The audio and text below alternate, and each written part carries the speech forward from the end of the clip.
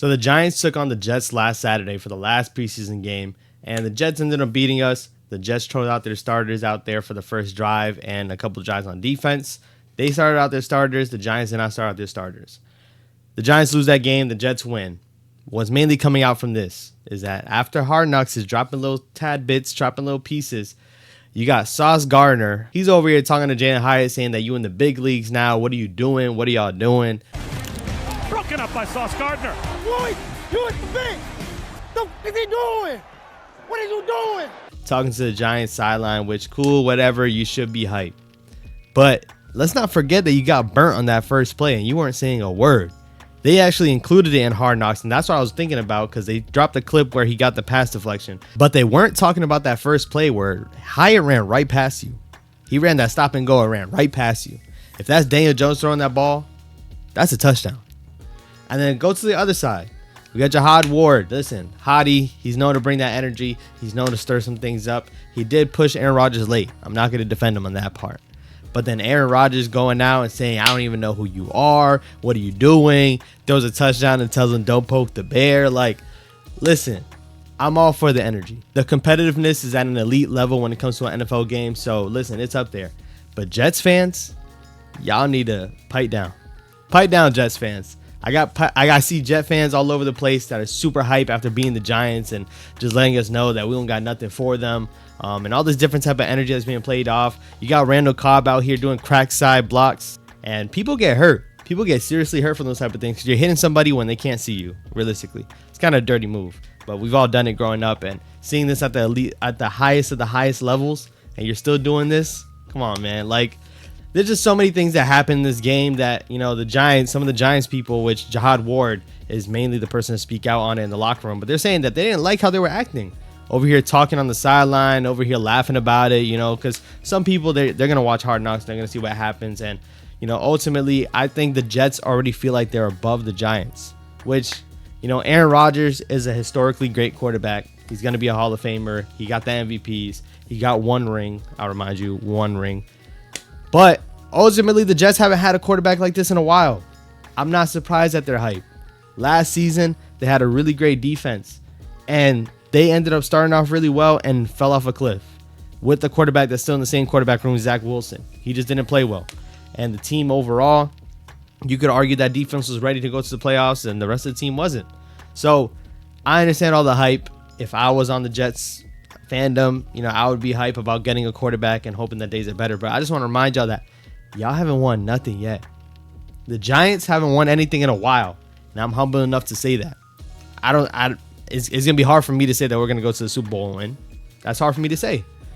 But Jets fans, Aaron Rodgers, Randall Cobb, Sauce Gardner, y'all need to keep it cool. Like, because all I know is that once you get smacked in the mouth once, then we really need to see how you react. Aaron Rodgers talking to Jihad Ward saying, I don't even know who you are. I hope you knew him last year when we took care of you in London.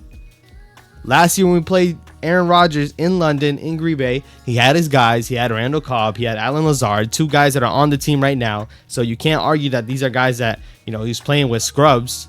Like I can say for Daniel Jones. Daniel Jones went in and won that game throwing to Marcus Johnson, David Sills, and Kenny Golladay couldn't even sniff the field. Kadarius Toney couldn't even sniff the field. Last year, Aaron Rodgers had his guys. So I don't want to hear nothing about he couldn't win that game because of XYZ. He couldn't win that game in London. He couldn't even take his team to the playoffs. He brought over some of the guys from Green Bay and clearly wants to bring more of those guys from Green Bay. But yet, last year, Aaron Rodgers was working with not a lot of good receivers, not a lot of good weapons, all these different things. Come on, man. Like, let's stop it. Let's stop it. He didn't have a good year last season. You don't have to look left. You don't have to look right. He didn't have a good year last season. For some reason, when Daniel Jones has a good season, it's because of Brian Daboll. It's because of Saquon. It's because of this and that. Aaron Rodgers doesn't have a good season. Man, it's definitely because, you know, he didn't have Devontae Adams. He had to play 1 year without the number one wide receiver in the NFL. And Aaron Rodgers, that he just fell off because of the receivers. Like, what is this argument that we bring to the plate, man? It's for Giants fans and Jets fans. Listen, we haven't won nothing in a very long time. But to me, it looks like that Jets and Giants game that's going to happen October 29th. We're ready. I'm ready to see it. I really want to see it. Because best believe, seeing them play in that preseason game and seeing the energy that was there, wait till we roll out our starters. So that's just another reminder. In that preseason game, there was no Dexter Lawrence. There was no Kayvon Thibodeau. There was no Daniel Jones. There was no Saquon Barkley. There was none of that.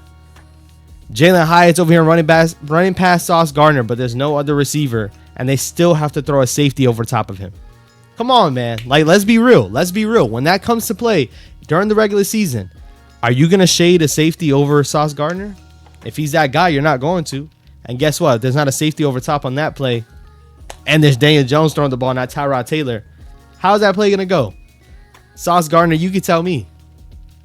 Aaron Rodgers, when we have Dexter Lawrence in your face, when we have Leonard Williams in your face, let me know who's poking the bear then. Let me know. Because best believe, do you think that the starters didn't see anything that happened? Which, once again, I'm hyping up something that, it might be minuscule, but this is from what I'm hearing on a personal level. So I'm going to bring it up. I'm going to talk about it. And in my opinion, like I said, I think the Giants, when they come to play the Jets, we're going to be ready. We're going to be ready. When you got Darren Waller, Jalen Hyatt, you got Darius Slayton on the field, let's see how you're really locking things up. When you got Daniel Jones that's throwing the ball a lot better than Tyrod Taylor, let me promise you that. A lot of people last season were talking about Tyrod Taylor should start over Daniel Jones. Stop that narrative, man. That narrative should be put to rest. Y'all wait and see when my quarterback actually steps on the field as well. And you heard it here first. The best number 8 quarterback in New York. The best number 8 quarterback. Aaron Rodgers want to come in and wear number 8. That's cool. Daniel Jones is about to turn some heads this upcoming season. And everybody's kind of moving off of us and thinking about the Jets. That's cool. I'm happy for that. Because when they take us for granted and when they don't expect much out of us, that's when we can go in and let's just go shock the world. I got a video talking about the state of the New York Giants. I actually just made a year in just 1 year.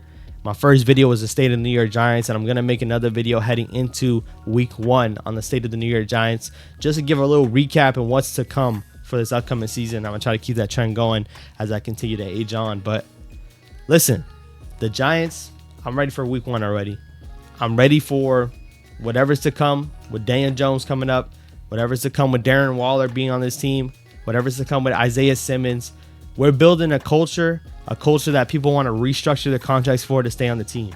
We've seen it 2 years in a row already. Instead of trying to keep their money and go somewhere else, they're restructuring to stay with this team for a reason. Joe Shane, Brian Dable, Mike Kafka, Wink Martindale, Daniel Jones, Saquon Barkley, all these guys are building a culture that people want to stay around. I'm excited to see what's going to happen in this near future. And like I said, Jets fans, Giants fans, circle the date, October 29th. I'm telling you, it's going to be a great game. I love to see the rivalry. And, let's see what happens, man. Let's see what happens. He wanted to change, and it seemed like they didn't know what he was going to do because he couldn't make that decision anyways. It seems like he wanted to wear number 13, but, there was no telling if David Sills was going to make this team or not. He decided to wait it out. He was wearing number 84. He switched to number 13. Now, I want you guys to let me know down below, what are your thoughts on that? Because, in my opinion, I'm cool with it. Like, I actually really like him wearing number 13. Past couple years, you've seen number 13 go to guys that don't really make a difference, don't really make an impact. I think Jalen Hyatt is going to make an impact. And you even have Odell Beckham dropping tweets saying, rock that 1-3, man. He's telling Jalen Hyatt to go ahead and rock 13. Because, once again, this could be our, who knows, this is taken out on a completely far ledge. Don't quote me on this. But who knows? Maybe 13 could be something like 88 for the Cowboys. How 88 gets passed down, maybe 13 gets passed down to different receivers, so on and so forth. 2 different levels, because in my opinion, Michael Irvin, he's a beast. Won a couple rings. Odell Beckham never came close to that, so I'm not saying anything in comparison to that. But number 13 could be something that we pass on to a receiver if they're really good.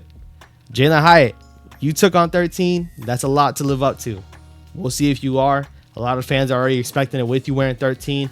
And I said it first, that's a marketing genius right there. Listen, you wear number 13 in New York and you even be a little good, man, he's about to get sponsorships on deals. Y'all will see, but I'm excited for it. Subscribe down below. Road to 10K is still active, man. I still got a couple videos I'm going to drop, and next week we're going to be shifting our focus to the Cowboys and week 1. Super excited for that. I will catch you on the next one. If you haven't seen my other videos, I got more videos to the left. Let's go Big Blue.